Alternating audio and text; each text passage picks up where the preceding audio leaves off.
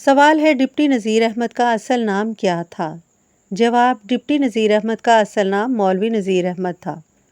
Deputy Nazir Ahmad کب اور کہاں پیدا ہوئے؟ ڈپٹی نذیر احمد 1836 میں انڈیا کے گاؤں ریڑھ میں پیدا ہوئے۔ ڈپٹی نذیر احمد نے ابتدائی تعلیم کہاں سے حاصل کی؟ انہوں نے ابتدائی تعلیم اپنے والد سے حاصل کی۔ ڈپٹی نذیر احمد نے اعلیٰ تعلیم کہاں سے حاصل کی؟ ڈپٹی نذیر احمد نے اعلیٰ تعلیم دہلی سے حاصل کی اور بعد میں ڈپٹی کلکٹر بنے۔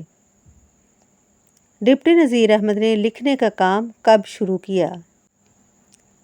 ڈپٹی نذیر احمد نے 1857 کی جنگ کے بعد مسلمانوں کی تعلیمی حالت بہتر بنانے کے لیے لکھنے لکھانے کا کام شروع کیا۔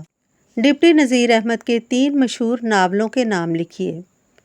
توبۃ النصوح، مرأۃ العروس، ابن الوقت، اور اضافی ناول ہے فسانہ مبتلا۔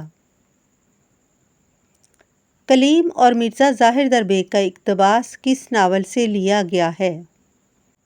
جواب ہے کلیم اور مرزا ظاہر در بیگ کا اقتباس ان کے ناول توبۃ النصوح سے لیا گیا ہے۔